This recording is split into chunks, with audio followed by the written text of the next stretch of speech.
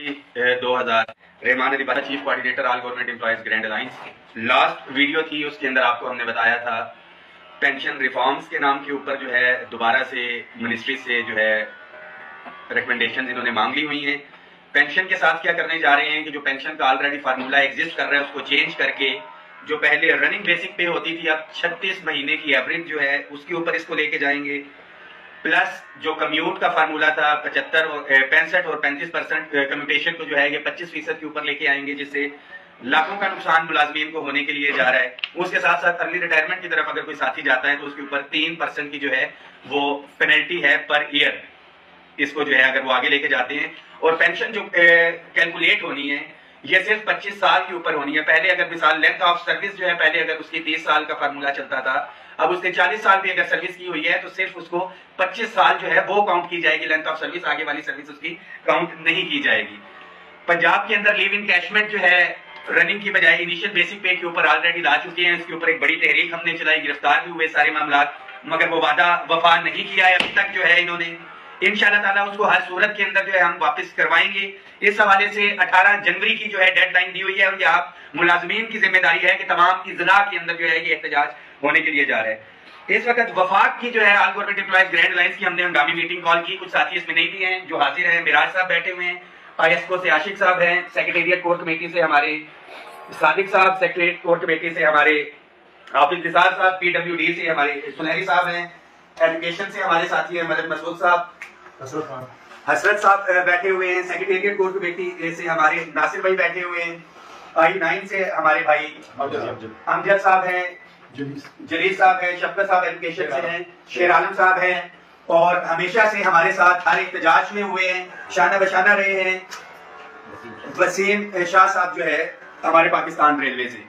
इस हवाले से मैं आपको बताता चलूं कि 18 तारीख को ही हमने ये डिसाइड किया कि अपने पंजाब के भाई जहां पे एहतजाज कर रहे हैं बिल्कुल हम उनके शाना बशाना रहेंगे, क्योंकि लीव इनकैशमेंट अगर सूबे में होगी तो सूबे की तरफ से अगर हम अपग्रेडेशन या एग्जेक्टिव अलाउंस मांगते हैं तो डेफिनेटली ये चीज यहाँ पे आएगी। और पंजाब के मुलाजमीन के लिए भी ये मैसेज है कि अगर डिस्पैरिटी रिडक्शन अलाउंस वफाक से मिलता है तो सूबे उसका बेनिफिट लेते हैं, एडहॉक इधर जम होते हैं तो सूबे उसका बेनिफिट लेते हैं, एडहॉक जम होता है 35% और 30% अगर यहाँ पे रनिंग बेसिक पे के ऊपर होता है तो तमाम सूबे उसका बेनिफिट लेते हैं।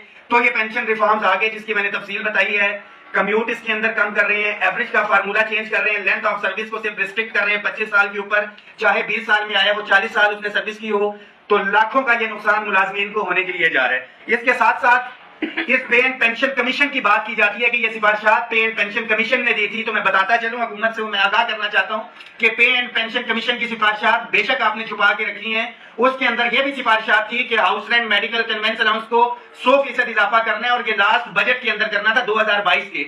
उसके बाद महंगाई के अंदर 44% जो है इजाफा हो चुका है।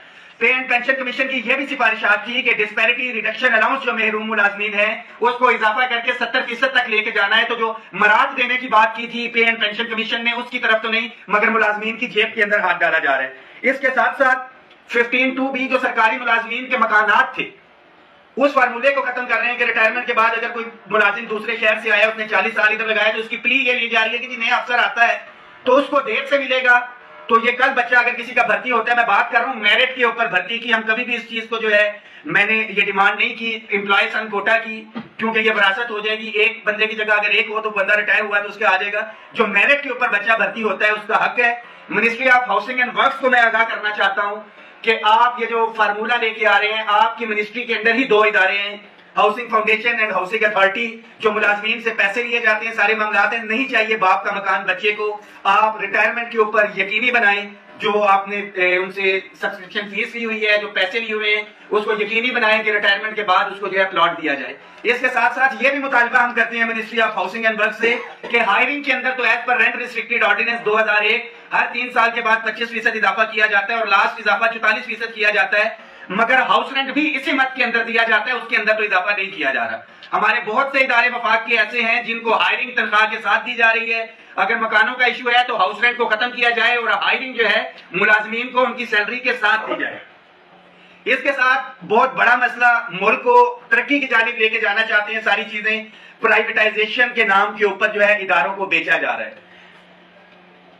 मेरे ख्याल में बेहतर मैनेजमेंट लाने की जरूरत है, بہتر مینجمنٹ لے کے آئیں گے تو اداروں کو ہم بہتری کی طرف لے کے جا سکتے ہیں. ہمارے بہت سے ادارے جس میں پوسٹ آفس کا آج کل ہے, پوسٹ آفس کیوں نہیں اتنے وسائل ہیں ٹی سی ایس کا یا لیپرڈ یا دوسری کوریئر سروسز کا مقابلہ کر سکتا. اوپر سے مینجمنٹ تبدیل کرنے کی ضرورت ہے, بجائے اس کے نیچے سے پوسٹوں کو اداروں کو بیچ دیا جائے. جب آپ پرائیویٹائز کریں گے تو کوئی نہ کوئی کاروباری شخص اس کو خریدے گا, تو نقصان کے لیے اس نے نہیں خریدنا, اس نے منافع کے لیے خریدنا ہے. وہ مینجمنٹ بہتر لے کے آئے گا. تو یہ حکومت کا کام ہے کہ بہتر مینجمنٹ لے کے آئے, بے شک پاک فوج کے بندے لے کے آئے, جس مرضی کو لے کے آئے.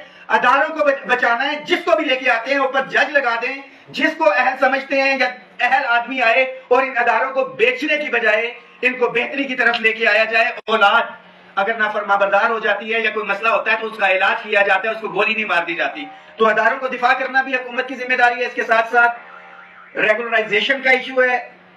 ہر سال نئی بھرتیاں تو کی جاتی ہیں, 10 15 سال سے ڈیلی ویجز کانٹریکٹ کے اوپر ملازمین ہیں. اس کا ایک پول بنایا جائے اور اکارڈنگ ٹو کوالیفیکیشن جو ہے ان ساتھیوں کو وہاں پہ جو ہے شفٹ کیا جائے پرماننٹ سائٹ کے اوپر. حالیہ صوبوں کی طرز کے اوپر ایگزیکٹو الاؤنس تو 17 سے اوپر کے افسران کو دے دیا گیا. 1 سے 16 کا ملازم ابھی تک محروم. صوبے کی طرف پہ اپ گریڈیشن کے نام کے اوپر دھوکہ دیا گیا, نہ یو ڈی سی کی اپ گریڈیشن ہوئی, نہ اسسٹنٹ, نہ دوسرے کیڈر.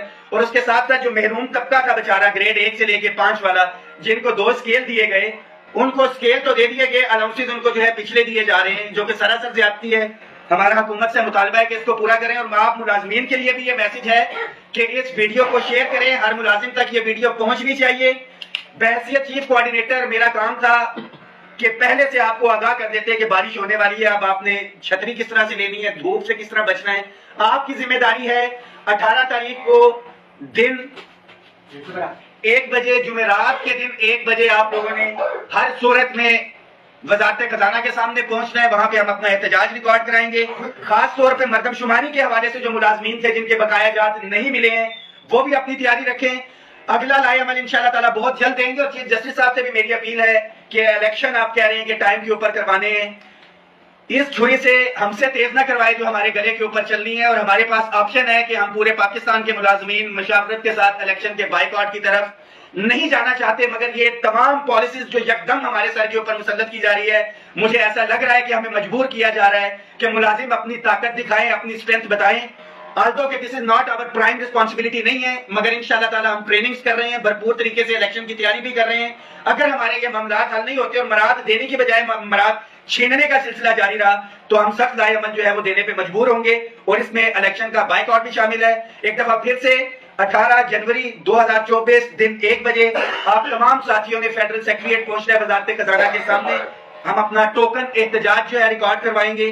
اور اگر یہ ہمارے اوپر مسلط کرنے کی جو ہے پینشن اصلاحات کے نام کے اوپر لیو ان کیشمنٹ کی چیزیں واپس نہ لی گئیں, پے اینڈ پینشن کمیشن کی سفارشات, house rent medical conveyance allowance, اور 1 سے 16 کے ملازمین کے ساتھ جو زیادتی کی جا رہی ہے اپگریڈیشن کے حوالے سے ہو, ریگولرائزیشن کے, پرائیویٹائزیشن کے حوالے سے ہو, یا ریٹائرمنٹ کے بعد 15(2)(b) جو مکان ہے, انشاءاللہ تعالیٰ ہم اس کا دفاع کریں گے.